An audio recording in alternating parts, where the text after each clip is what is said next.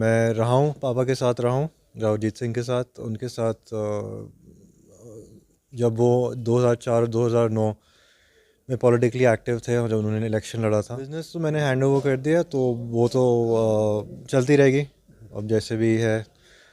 Politics में तो अब आना ज़रूरी है, अब मेरी ज़िम्मेवारी बनती है रामपुरा हाउस और इलाके की देखभाल करनी। अगर आप बॉर्डर क्रॉस करते हो, बॉर्डर क्रॉस करते ही इंडस्ट्री है, बहरोड में है, नीमराना में है, तो राजस्थान में बॉर्डर क्रॉस करते ही है, तो यहाँ क्यों नहीं है। दिल्ली से मैंने शुरुआत इसलिए की है क्योंकि वो हमेशा से हमारे दादाजी वही वहीं से लड़े थे, रावजीत सिंह भी वहीं से लड़े थे, अर्जुन भाई भी वहीं से लड़े थे, इसलिए मैंने वहीं से शुरुआत। अभी मैं पार्टी के बारे में कुछ कमेंट नहीं दूंगा। मैंने पहले यही बात की है कि जो पार्टी इलाके का साथ दे उसी पार्टी के साथ हम जाएंगे। अहीरवाल की राजनीति का केंद्र रहे रामपुरा हाउस में राजनीति की कमान अब राव अजीत सिंह ने अपने छोटे बेटे राव अभिजीत सिंह के हवाले की है। राव अभिजीत सिंह पूर्व मुख्यमंत्री राव बीरेंद्र सिंह के पौत्र हैं। रविवार को इसकी आधिकारिक घोषणा कर दी गई। राव अभिजीत सिंह की प्रारंभिक शिक्षा दिल्ली के मॉडर्न स्कूल में हुई। इसके बाद यूके से मैनेजमेंट विषय में स्नातक व स्नातकोत्तर की पढ़ाई की। अमेरिका से एमबीए की पढ़ाई पूरी करने के बाद गुरुग्राम में नौकरी करने के साथ ही खुद का बिजनेस भी सेटल किया। बिजनेस छोड़ अब अभिजीत रामपुरा हाउस की राजनीतिक कमान को संभालेंगे। युवाओं के लिए और इलाके के लिए अभिजीत सिंह बहुत कुछ करना चाहते हैं। राव अभिजीत सिंह का कहना है कि अब राजनीति में भी बदलाव आना चाहिए, इलाके के लिए काम करने की ज़रूरत है। इशारों में राव अभिजीत सिंह ने यह भी साफ कर दिया कि उनकी राजनीतिक पारी की शुरुआत उसी अटेली विधानसभा क्षेत्र से होगी जहां से उनके दादाजी, पिताजी व भाई ने भी चुनाव लड़ा था। स्कूल तो मैं मॉडर्न स्कूल गया था वसंत विहार दिल्ली में, और फिर कॉलेज यूके बीएससी और एमए, और उसके बाद अमेरिका गया अपना एमबीए करने 2008 में मेरी पढ़ाई ख़त्म हो गई थी। बीच में मैंने कंपनीज़ के लिए काम भी किया है प्राइवेट सेक्टर में, और मैं रहा हूँ, पापा के साथ रहा हूँ, रावजीत सिंह के साथ। उनके साथ जब वो 2004 2009 में पॉलिटिकली एक्टिव थे और जब उन्होंने इलेक्शन लड़ा था, तो उनके साथ मैं रहा।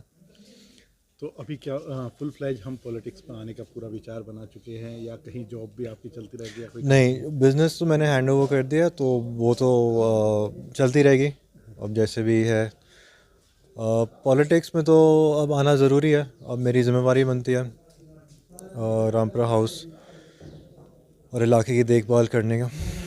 यूके भी आपने देखा, इंडियन पॉलिटिक्स भी आपने देखी है, क्या थोड़ा सा डिफरेंस आपको नज़र आता है?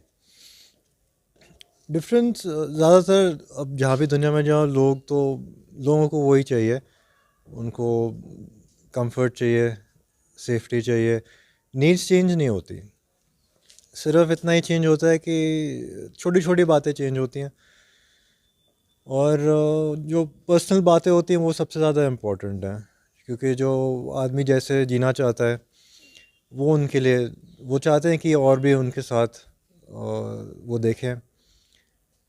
और यूथ के लिए क्या आप चाहते हैं कि पॉलिटिक्स में आप करें आने के बाद? यूथ के लिए अब जैसे मैंने पहले बोला था कि एडवांसमेंट बहुत ज़रूरी है। अभी रूरल एरियाज़ में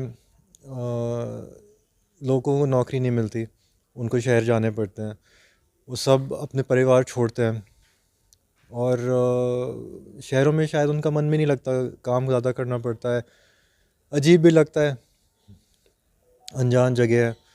तो मैं चाहता हूँ कि यूथ के लिए इंडस्ट्री यहाँ है, उनके लिए उनकी खुद की बिज़नेस अगर शुरू करवा सके हम, वो भी ठीक रहेगा।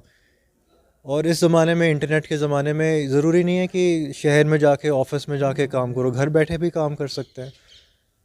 तो उनको अपॉर्चुनिटी देनी चाहिए, अपॉर्चुनिटी आएगी, फाइनेंशियल एड भी देना चाहिए, इसी से वो अपना काम भी कर सकते हैं, एंटरप्रेन्योरशिप, और ऐसे ही इलाका आगे बढ़ सकता है, नहीं तो वैसा का वैसा ही रह जाएगा।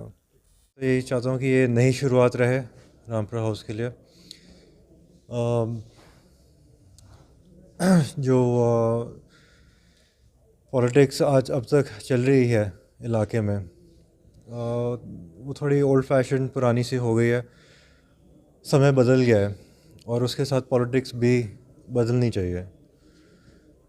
और मैं विदेश से पढ़ के आया हूँ और दुनिया देखी है, मैंने देखा है कि पॉलिटिक्स कैसी है, पॉलिसीज़ कैसी होती हैं विदेश में, और मैं बदलाव लाना चाहता हूँ।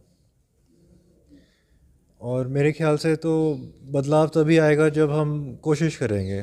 ज़्यादातर नेता जो हैं वो बैठ जाते हैं, वो रिलैक्स हो जाते हैं कि जैसा चल रहा है वैसे चलने दो, लेकिन जब तक हम पूरी कोशिश ना करें, हिम्मत ना हारें, तभी बदलाव ला सकते हैं। जो इलाके के लिए ठीक रहे, जो इलाके के लिए जितना काम कर सके हम, जैसे अभी भी दक्षिण हरियाणा में खेती की इंडस्ट्री ज़्यादा है, कोई मैन्युफैक्चरिंग नहीं है, कमर्शियल नहीं है, सिर्फ मेरे ख्याल से गुड़गांव एक हब बन गया है और वो भी ज़्यादातर दिल्ली का एक्सटेंशन है। तो जो लोकल, जो नेटिव्स हैं, जो यहाँ हज़ारों साल से रह रहे हैं, उनको ज़्यादा बेनिफिट नहीं मिला है। उनकी अब ज़मीन भी एक्वायर हुई है, अभी खेती में लगे हुए हैं, गांव में ही रहते हैं। तो मैं चाहता हूँ कि थोड़ा एडवांसमेंट हो, थोड़ा जैसे अगर आप बॉर्डर क्रॉस करते हो, बॉर्डर क्रॉस करते ही इंडस्ट्री है, बेरोड़ में है, नीमराना में है, तो राजस्थान में बॉर्डर क्रॉस करते ही है, तो यहाँ क्यों नहीं है? यहाँ भी हमें पूरी कोशिश करनी चाहिए कि थोड़ा एडवांसमेंट हो, हम तो कुछ हम आगे बढ़ें। अगर यहीं के यहीं रह जाएंगे तो फिर खेती कब तक करेंगे? अब एक छोटा हिस्सा है राजनीति का, विधानसभा में जा सकते हो, लेकिन जब तक इलाका ना जुड़े, जब तक हमारी इतना सपोर्ट ना बने, तो सब वही बोलेंगे कि एक सीट है, एक आदमी क्या कर पाएगा। तो मैं यही चाहता हूँ कि सारा इलाका जुड़े। और ये पार्टी की बात नहीं है, पार्टी जो भी रहे, अगर कुछ काम कर रहे हो तो सबके लिए करना चाहिए, पूरे इलाके के लिए करना चाहिए। अगर पार्टी लाइंस पे काम करवाओगे तो फिर वहीं रह जाओगे। दिल्ली से मैंने शुरुआत इसलिए की है क्योंकि वो हमेशा से हमारे दादाजी वहीं से लड़े थे, रावजीत सिंह भी वहीं से लड़े थे, अर्जुन भाई भी वहीं से लड़े थे, इसलिए मैंने वहीं से शुरुआत की है। अब एक हल्के में तो मैं नहीं रहूँगा, क्योंकि अगर पूरा इलाका संभालना है तो पूरा इलाका ही देखना पड़ेगा। अभी मैं पार्टी के बारे में कुछ कमेंट नहीं दूंगा। मैंने पहले यही बात की है कि जो पार्टी इलाके का साथ दे उसी पार्टी के साथ हम जाएंगे। तो अभी कौन सा नहीं, इस पर मैं कोई कमेंट नहीं करूंगा, जब तक डिसीजन नहीं लेंगे तब तक कुछ कमेंट नहीं करूंगा।